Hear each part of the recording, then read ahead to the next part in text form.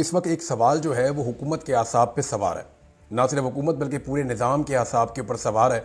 और पाकिस्तान तहरीक इंसाफ ने उस सवाल को एक ट्रेंड की शक्ल दे दी है। गुज़िश्ता 2 दिनों में 3 दिनों में इस सवाल ने जो है वो हर तरफ तहलका मचाया हुआ है। और सवाल है कि गोली क्यों चलाई।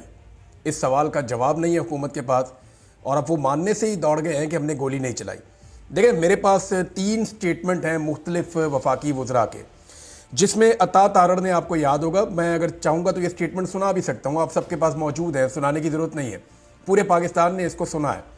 अता तारड़ ने यह कहा था कि हम गोली चलाएंगे और 5 मिनट के अंदर छट्टा मारेंगे और लोगों का ये कर देंगे वो कर देंगे। इस आदमी ने खुद कहा कि गोली चलाएंगे।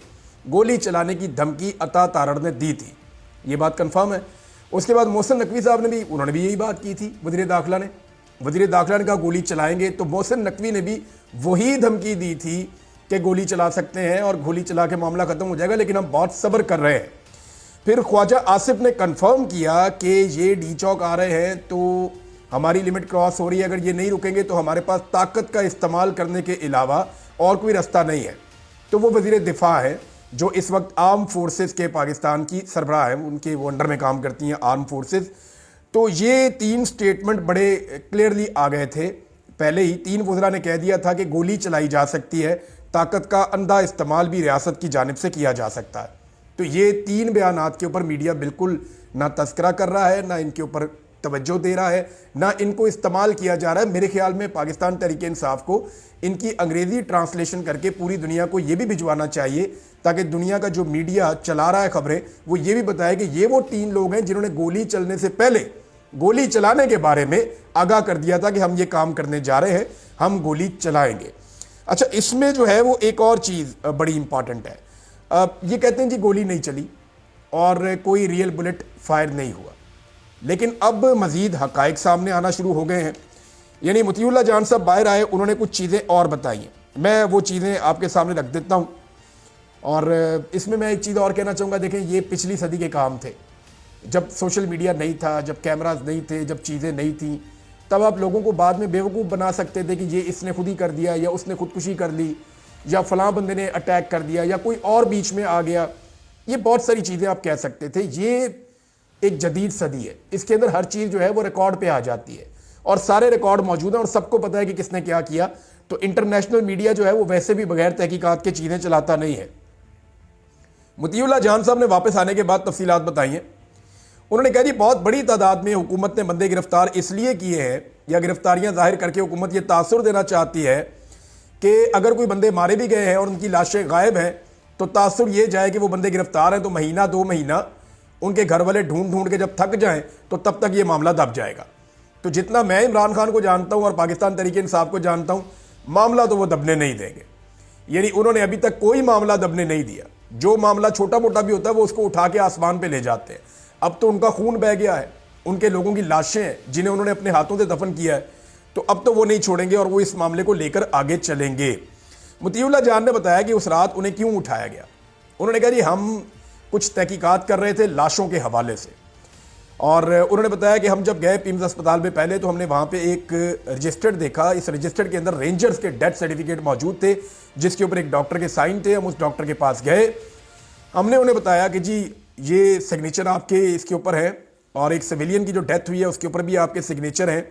तो डॉक्टर से जब उन्होंने बात की तो उसके बाद उन्होंने बताया कि वहाँ से वो रजिस्टर गायब हो गया था, और उस रजिस्टर के अंदर मज़ीद जो वहाँ पे लोग जहाँ बहक हुए उनका रिकॉर्ड भी उसके अंदर हो सकता है, लेकिन वो रजिस्टर गायब था। फिर उन्होंने ये भी बताया कि पिम्स अस्पताल के अंदर वज़ीर आज़म के जो कोऑर्डिनेटर बड़ाए सेहत हैं, वो पिम्स अस्पताल के सरबराह के कमरे को अंदर से कुंडी लगा के मीटिंग कर रहे थे। कहते हमने कई दफ़ा मिलने के लिए पैगाम भिजवाया, फिर हमने जो तर्जुमान है अनीसा, डॉक्टर अनीसा, उनसे रब्ता किया तो उन्होंने भी कोई आदाद शुमार नहीं दिए। उन्होंने कहा जी हम बाद में देंगे, लेकिन अब तक अस्पताल इंतज़ामिया बेचारी वो मजबूर है। डॉक्टर्स ऑफ द रिकॉर्ड बताते हैं कि जनाब हमारी नौकरियां चली जाएंगी। वैसे हम आपको बता देते हैं 100 से ज़्यादा बंदों का इलाज हुआ है जिन्हें गोलियां लगी थी। अब ये गोलियां किसने मारी थी?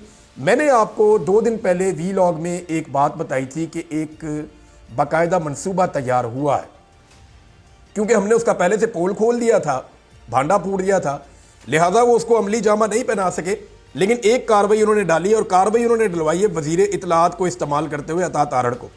अब मैं आपको बताता हूं कि एक्चुअली मैंने आपको क्या कहा था। अगर आपको याद हो तो मैंने आपको बताया था कि जाली डाटा जारी करवाया जाएगा पाकिस्तान तहरीक इंसाफ से, और उस जाली डाटा को बुनियाद बनाकर बाद में कुछ 2-4 बंदे सामने ले आएंगे, जनाब ये तो बंदे जिंदा हैं, लिहाजा पाकिस्तान तहरीक इंसाफ का बंदे शहीद होने वाला सारा नैरेटिव ही उड़ जाएगा। फर्ज करें पाकिस्तान तहरीक इंसाफ जो क्लेम करती है, फर्ज करें उनके 20 के करीब लोग जो है वो शहीद हो गए, अल्लाह ना करे इतने हो, लेकिन वो उनके तो अभी तक 12 उन्होंने कंफर्म किए हैं। मीडिया के लोग 17 तक पहुंचे हैं, जो लोग वहां पे तहकीकात कर रहे हैं, लेकिन अभी तक कोई चीजें शोर नहीं हुई, उनके पास सबूत नहीं पहुंचे, लाशें नहीं पहुंची। तो तहरीक इंसाफ इसके ऊपर भी इन्वेस्टिगेशन कर रही है, उनके कौन कौन से बंदे कहां कहां पे गायब हैं। तो मैंने ये बताया था कि पाकिस्तान तहरीक इंसाफ को जाली डाटा दिया जाएगा अपने बंदों के जरिए से, उस डाटा को बुनियाद बना के बाद में उन्होंने कुछ बंदे लाके सामने पेश कर देंगे, जनाब ये तो बंदे जिंदा है, तो ये तो पीटीआई वाले झूठ बोलते हैं। तो पीटीआई ने इसके ऊपर मुहतात रवैया अपनाया और उन्होंने कोई ऐसा जाली डाटा शाया नहीं किया। उन्होंने अभी ऑफिशियली सिर्फ और सिर्फ अपने 12 शोहदा के बारे में बताया कि 12 शहादतें हमारी कंफर्म है, बाकी अभी हम तहकीकात कर रहे हैं, हमारे जो बंदे लापता हैं वो कहाँ हैं, क्या वो लाशों की सूरत में गायब कर दिए गए हैं, या वो बंदे गिरफ्तार कर लिए गए हैं, या वो बंदे कहीं कोई उठा कर ले गया है, इसके बारे में भी उन्हें आइडिया नहीं है। इसमें अता तारड़ ने अब ट्वीट क्या किया देखें, खेल वही वाला खेला है कि इंतहाई अफसोस है कि जिन लोगों को पीटीआई मुर्दा डिक्लेयर कर रही है उन लोगों को वीडियो रिकॉर्ड करके बताना पड़ रहा है कि हम जिंदा हैं। जिसकी तस्वीर नजर आई है ये कहते हैं लाश है। अब ये नौबत आ चुकी है, यानी ये अब देखें ना, आप अंदाजा करें, एक बंदा जो पाकिस्तान तहरीक इंसाफ ने कहा हो कि शहीद हो गया, किसी एक का इंटरव्यू आ जाए, किसी एक की वीडियो आ जाए, मैं चैलेंज करता हूं अता तारड़ को कि वो ले आए एक बंदा इन 12 में से जो जिंदा हो। भाई ये 12 लोग कहां गए? ये 12 के 12 लोग जो है वो इमरान खान के धरने के लिए गए थे। ये 12 की 12 लाशें वापस आई हैं। 12 की 12 लाशें जो हैं वो बलूचिस्तान में, पंजाब में, खैबर पख्तूनख्वा में लोगों ने अपने घरों के कब्रिस्तानों में करीब दफनाई है, और तमाम जगहों में पाकिस्तान तहरीक इंसाफ के लोगों ने एहतजाज किया है। बाकायदा उनके बयानात हैं कि ये लोग धरने में गए थे और इनकी डेड बॉडीज वापस आई हैं। अब उन्हें किसने मारा? अब दूसरी जानिब जो लोग गिरफ्तार किए गए हैं, अच्छा ये सारे लोग अभी गिरफ्तार नहीं हुए, इसमें अहमद फराद साहब ने भी खबर दी है, कुछ और लोगों ने भी बताया। वो ये कह रहे हैं कि ये जो लोग अब गिरफ्तार हुए हैं, जिनको सामने लाया जा रहा है, इनमें बहुत सारे लोग ऐसे हैं जिन्हें पहले पकड़ लिया गया था और उनको पीटीआई के खाते में डाल दिया गया है, असला भी पीटीआई के खाते में जबरदस्ती डाल दिया गया है। अब उसमें जो है वो कुछ लोगों के बयान आते हैं, जनाब हमें पैसे दिए गए थे 3000 रुपये के फायरिंग करनी है वहां पे जाके। अब 3000 रुपये पे फायरिंग कौन करता है आजकल के दौर में? भारत वो कह रही थी 3000 रुपये दिए गए थे, उस पर फायरिंग करनी थी। कोई स्टेटमेंट दे रहा जी मेरा पीटीआई से ताल्लुक था, मेरी ड्यूटी इस चीज़ पे थी, मैंने वहाँ बंदूकें देखी। कोई ये सारे लोग इस वक्त हिरासत में है, पता नहीं इनका ताल्लुक पाकिस्तान तहरीक इंसाफ से है भी या नहीं, वो तो तहरीक इंसाफ बताएगी। लेकिन हिरासत के अंदर किसी बंदे से बयान देना क्या होता है और उसकी कानूनी क्या हैसियत होती है ये सब जानते हैं। लेकिन हिरासत में लिए गए जबरदस्ती के बयानात को सारे मीडिया के ऊपर चलवाया जा रहा है। अब जरा अता तारड़ को हवाला करें ना मोहम्मद बूटा कांस्टेबल के, ये अता तारड़ को मेरा चैलेंज है, मोहम्मद बूटा नामी कांस्टेबल के हवाले करें अता तारड़ को और उसको दे दें फ्री हैंड, तो ये अता तारड़ पता क्या कहेगा उसके बाद? मैं अरबों का बच्चा हूं, मेरी ट्रेनिंग अफगानिस्तान में हुई है, 9/11 मैंने किया था। ये ना कहे तो आप मेरा नाम बदल दीजिए। ओ भाई गिरफ्तारी के अंदर मुझे अच्छी तरह याद है, मैंने एक दिन इंटरव्यू किया था कैंप जेल के, गुलजार भट्ट साहब थे शायद उस वक्त वहां पे सुपरिटेंडेंट। उन्होंने कहा जी आप नाम लें मेरी जेल में कैद किसी भी कैदी का और मुझे स्टेटमेंट बताएं उससे लेना क्या है, मैं आपको उससे स्टेटमेंट लेके दिखा दूंगा 2 दिन के अंदर अंदर। ये मुझे गुलजार भट्ट साहब ने कहा था।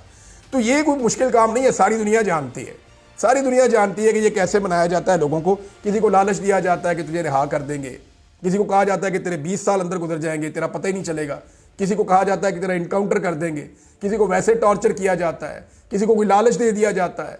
तो ये स्टेटमेंट की कोई कानूनी हैसियत नहीं है और इसकी बुनियाद के ऊपर आप कोई कानूनी मामला नहीं कर सकते। उसकी वजह यह है कि सारी दुनिया ने देखा है